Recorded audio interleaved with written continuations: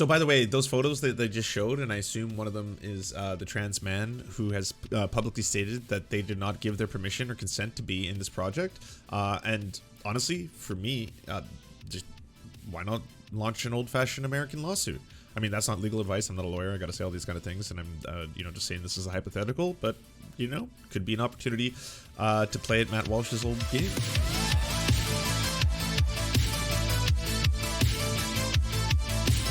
Okay, let's see what this trailer is all about. What is a woman? Not a miserable pile of secrets. Okay, so I'm not gonna. There's not much to see. This is Matt Walsh's Matt Walsh's newest movie for the Daily Wire. The Daily Wire is Ben Shapiro's outfit, but he is turning it into a movie studio. His idea is that there's basically this war on the right in popular culture, and you can hear that in WAP because WAP talks about things that no one should. And no one should experience. So that's obviously hedonistic horrors beyond comprehension.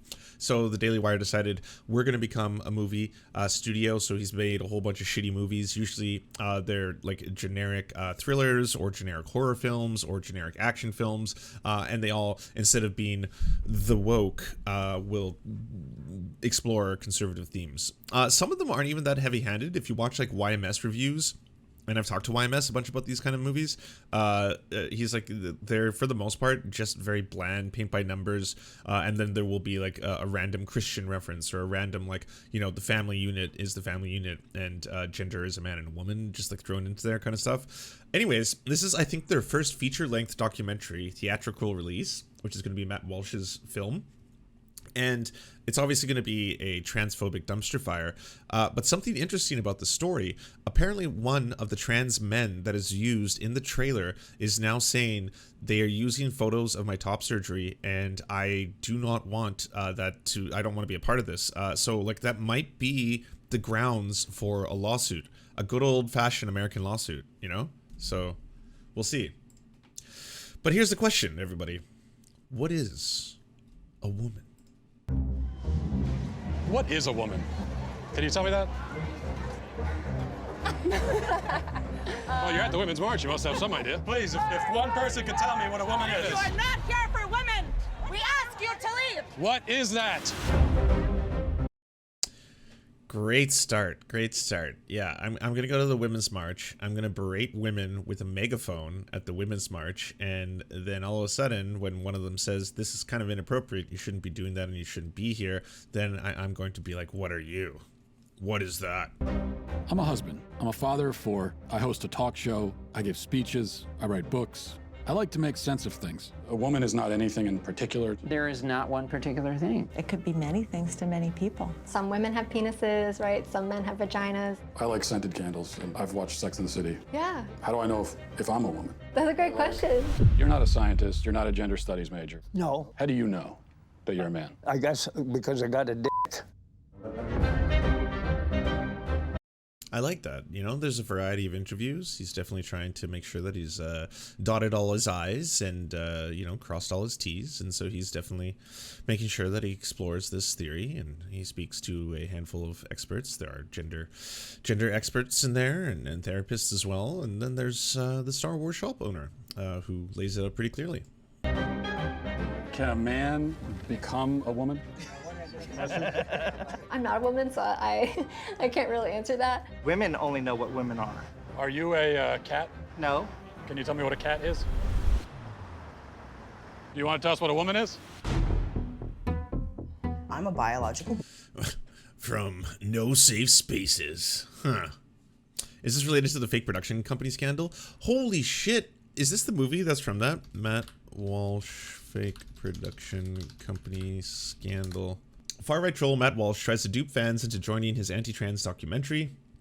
A far-right podcaster working on the Daily Wire, Ben Shapiro's right-wing outlet, has been attempting to dupe dozens of trans people and doctors into participating in an anti-trans documentary under false pretenses, a prominent trans activist revealed this week. Matt Walsh, who has an extensive history of overly bigoted rhetoric, predating his work for Shapiro's burgeoning media empire, has become a leading anti-trans voice in the conservative movement as of late. The one-time shock jock's cartoonish, hateful remarks about the LGBTQ+ community have only increased in his public profile and garnered him right-wing media stardom, including frequent appearances on Fox News. Along the way, Walsh has has continuously upped his trollish accent antics. Late last year, for instance, his transphobic children's book titled Johnny the Walrus was briefly the best-selling LGBTQ plus book on Amazon before the retailer recategorized it following a public backlash. So I'm an LGBT author. I'm one of the leading LGBT voices in the country right now, according to Amazon, and I embrace that. And if you're just tuning in on this Matt Walsh saga, so Matt Walsh makes a documentary called What is a Woman? Matt Walsh, obviously far-right troll, pretty renowned for making a children's book called Johnny the Walrus, which is all about the helicopter joke, but it's a children's book basically. Like, Johnny believes he's a walrus, so he thinks he can be anything he wants, and so that's why Johnny is wrong, and that's why you kids should be oppressed. That's basically the I would say it's the crux of the whole thing. But it turns out that he was making this documentary in particular under false pretenses, which is super fucked up. I'm going to say this. As someone who has worked in the film industry, one of the things you have to do, especially when you're filming stuff outdoors, you have to be very careful and crucial about getting permission from everybody, and you also shouldn't do it under false pretenses. Now, I know the pushback against that is going to be like, well, what about Sacha Baron Cohen? And you love it when he did that to Rudy Giuliani. And to be fair, you have destroyed me in the marketplace of ideas. You have successfully debate broed me. I cannot fight back against that. It is a wonderful thing in that direction when someone does it. And in this case, I think it's a horrifying thing when it's done in the other direction. One of the bigger points I would raise, I guess, if I was pushing back against this, is that there's a big difference between trolling a very prominent politician who happens to be very close to the president of the United States and trolling people who are already greatly marginalized by society to try and get them to say and or do things against their will. So it's obviously there's ethics that go into the whole thing. Hey, thanks to the Big Room for giving a tier 1 sub to the Radical Maniac. There's ethics that go into it with release forms as well. If you are signing a release form under false pretenses, if you were signing a release form under duress, if you were signing, it's the same thing with signing a contract. It is a contract. If you're signing a release form while you're intoxicated, there's a lot of ethical problems and standards that come into play there. But I mean, that one is one that like so many people do. Like, if you ever watched interviews where people are just wasted in the background or wasted while they're being interviewed, like, I personally think it's a bad idea to, and I think it's ethically wrong to interview someone while they're intoxicated and then not get their permission after the fact. So the next day, if they're sober and they give you permission, giddy up, like 100% go use it, right? If they were wasted and have no recollection of what happened and you just made them sign it, like, it's like signing a contract when you're wasted. I don't think that will hold up to scrutiny in a court. But the biggest thing is punching up versus punching down. Are you using your platform or ability to punch up in the case of Rudy Giuliani, or are you punching down in the case of the trans community, which is already like overwhelmingly marginalized? So this, fresh off mainstream attention, he gained a controversial appearance on Dr. Phil, and after promising to wage an all-out assault on gender ideology, Walsh apparently decided to up the ante again. While ripping a page from the Project Veritas playbook, he recently attempted to trick a number of trans people and medical professionals into volunteering for what now appears to be an anti-trans documentary. Walsh's deception was exposed, however, by one of the activists his team attempted to deceive. Ellie Ehrlich, a writer and founder of the organization Trans Student Educational Resources, revealed on Twitter this week that she had been contacted by an associate producer from an organization billing itself as the Gender Unity Project, which, according to the producer, was doing a film on the trans community and wanted Ehrlich to participate. According to Ehrlich, however, the situation became suspicious when the producer, who called himself McKenna Lynn, offered to fly the trans activists to different locations for filming, but abruptly canceled. Eventually, the producer settled on bringing Ehrlich to Nashville, where Walsh lives, and the Daily Wire is now headquartered. So Matt Walsh's blog crew is trying to trick trans people into joining a fake documentary. His producer set up this whole front organization and tried to recruit me into the next anti-trans documentary. Here's the wild story of how it went down. Whole thing got exposed. Walsh, Waters, and the Daily Wire did not immediately respond to the Daily Beast request for comment. Shortly after Ehrlich posted an extensive Twitter thread revealing the Walsh gambit, Waters deleted her Twitter account and Folk set his to private. By Tuesday morning, Twitter had suspended an account created by a phony Gender Unity Project. Based on the public and private responses to Ehrlich's posts, it appears quite possible that at least 50 trans people and doctors were contacted by Walsh's anti-trans project. Ehrlich told the Daily Beast that at least 9 people have personally told that Walsh's team approached them, and one of those people actually filmed the scenes for the deceptive documentary. Super fucked up. And we're watching the trailer right now. woman that medically transitioned to appear like a male. I will never be a man. And so they go on the internet and they're told that all of their problems will be solved if they become a man. Of course Deborah So is in this. Of course, 100%. Yeah. Imagine my shock. So you worry that there could be a sort of social... So by the way, those photos that they just showed, and I assume one of them is the trans man who has publicly stated that they did not give their permission or consent to be in this project. And honestly, for me, just why not launch an old-fashioned American lawsuit? I mean, that's not legal advice. I'm not a lawyer. I got to say all these kind of things, and I'm, just saying this is a hypothetical, but, could be an opportunity to play at Matt Walsh's old game. Contagion element of this? A teeny tiny bit, maybe. It got me at 42. Your child doesn't have a chance. And you're affirming it with hormones that have never been used in this way. Puberty blockers, which are completely reversible. Completely reversible. One of the drugs used is Lupron, right? Which has actually been used to chemically castrate sex offenders. You know what? I'm not sure that we should continue with this interview. So you don't want to talk about the drugs that you give to kids, or? How can they be removing the healthy breasts of 15-year-old girls? There are masculine girls. There are feminine boys. What are we gonna do about it? Of course. Of course. There it is. There it is. It was only a matter of time. Yeah. Can we get the Canadian Authority on Transphobia in this documentary? No, sign me up. I just have to spend a little bit of time on Twitter asking whether or not these Sports Illustrated models are worthy of being smashed. Yeah, would not smash. Not attractive. I don't understand what's going on here. That. Carve them up? How can this whole thing be happening, Matt? I wanted us to... By the way, I mean, I'm going to preach the converted here, but I'm sure most people understand at this point that puberty blockers are safe. They are reversible.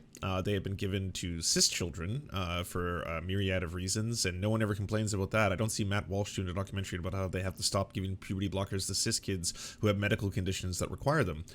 There are medical conditions that people can have where they have exorbitant amounts of certain hormones, testosterone, etc., that can age them rapidly, and so in which case they're given puberty blockers to try and treat that condition. So it's one of those things where they love, and by they I mean conservatives, taking isolated cases and then blowing those up, amplifying their voices. Like Blair White does this all the time. She will always talk about, like, people who wanted to detransition and do stories on detransitioners and stuff like that. And like, she's one of the more notorious figures who does that. But like, Ben Shapiro does it all the time. Matt Walsh does it all the time. It's cherry picking data. And when you cherry pick data and you use it for an appeal to emotion to scare people, right? Yeah, it's like, it's the opposite of facts don't care about your feelings. It's like our feelings are the only things that we care about, because like, you have to look at raw data when it comes to these things. You have to look at, like, okay, how many people are actually detransitioning? How many people who go through these processes when they're very, very young, later in life, suddenly decide that, hey, this is something that I deeply regret. And if you look at study after study, especially comprehensive ones, especially long-term ones, and if you look at meta-studies that comprise, the vast majority of the studies of this topic, it's overwhelmingly a minority. Like, sometimes less than 5% of people regret transitioning. So if that is the case, then you are looking and you're advocating for something that relates to less than 5% of the people who go through this procedure that saves lives. It genuinely saves lives. Suicidal ideation amongst trans kids is so enormously high because of the social stigma associated with it. That's also what the studies have revealed. So because they are stigmatized, broadly speaking, by society, including by assholes like Matt Walsh, including by, all kinds of conservative figures, because they are, if they happen to be in states that don't, that are very draconian and trying to legislate against them, they're not allowed to go to the bathroom that they identify with. They're not allowed to play on the sports teams that they identify with. They're not even allowed to transition. They're not even allowed to take puberty blockers. Well, yes, all of that contributes to exacerbating their dysphoria, and that can result in them experiencing suicidal ideation. So all of these things. Lupron is also used to treat prostate cancer. Wow. See, that would have been that would have been a really good fucking gotcha at that moment, just to be like, motherfucker, sure. Clean up your room. You've named one of the many things that I can do. Here's another thing that I could do, you know, on top of everything else. But like, it's very important to push back against this kind of bigotry, because this kind of bigotry is very easy to fall into. I'm talking like liberals and normies in my family will be like, hey, I have no problem with trans people, okay? Be whatever you want to be as an adult, but like stay away from kids. Just stay, like, that's my only thing. I don't want you to mutilate children. I don't want you to, cut off their genitals. Like that, I think that is horrifying, all that kind of shit.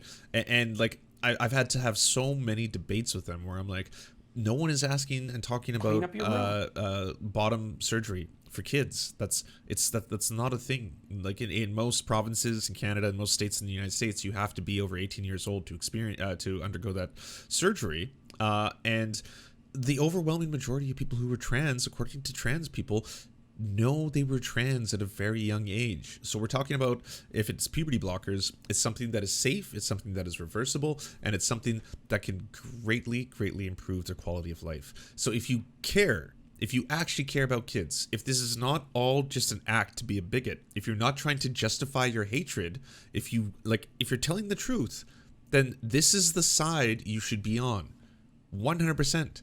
To have a safe place to be able to talk about this. Part of me wants to ask why you care so much. I care about the truth. I care about children. I care about the women who are having their opportunities stolen from them. Is it transphobic to tell the truth? The interview's over. Let's turn off the cameras. Excuse me. They're fair. I just wanted to know, what is a woman? And you're not going to find out. Based on what I'm saying, would you ever want to move to America? They say no, never.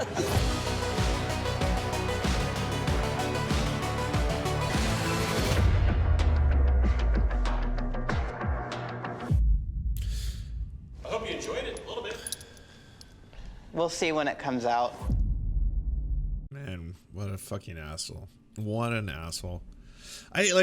He's made this his cause too. Like, this is what you're going to be known for. Like, honestly, and this is the truth, in 30 years, 40 years, people are going to look back on you in the same way they do vaudeville actors, you know, the same people who were doing blackface, the same people who were segregationists, the same people who were, pouring milkshakes on black Americans for not sitting in the right part of the restaurant. Like, that's going to be your legacy. People will look back and be like, not only were you trying to make the lives of kids worse, but you were actively profiting off it. That is fucked. That is fucked. And like, it's not something that you can legislate out of existence. You can't just legislate gay people from existing anymore. You can't just bully gay people from existing anymore. You can't just bully trans people from existing anymore. They're like, it doesn't work, you know? I mean, if anything has shown us throughout human history, people and allies will fight back to the point of not making this a possibility anymore. And why the hell would anyone other than a parent and someone who's close to the person experiencing anything this would want to even know all the rules? Yeah, or would even, like, because, like, it's like, it's all about control. And when it comes to, like, right-wing Republican control over either, like, women's bodies or, in this case, gender, it's because, like, it's things that threaten patriarchy, if we're being completely frank. The very idea of male superiority comes into question if the very concepts of what is a male and what is a female are arbitrary, are not associated with your genitals, if it's not anything to do with that, which should be kind of clear because of, like, so many other things that occur in nature, but fucked up. Why do we as a society, are we such free speech absolutists about that to continue? It's just straight up stochastic terrorism ass shit. I mean, this is America. So, in my eyes, one of the biggest problems here is the insistence of monopoly on the truth and the discursive power. The right will fight so hard over arbitrary definitions. Insistence on the monopoly of the truth. I mean, in this case, when it comes to a variety of topics, I would personally assert that you need to be capable of demonstrating it through peer-reviewed science and data. That would be my go-to. It would be like, if this happens to be something in which the overwhelming consensus of the medical community, including major medical foundations, have come out and said that, you know, treating children's dysphoria as a medical condition through this variety of means aids and improves their quality of life, then you are directly standing in opposition to that. And if that's the case, like, then is it just going to be a stack of cards? Like, how far would you take this?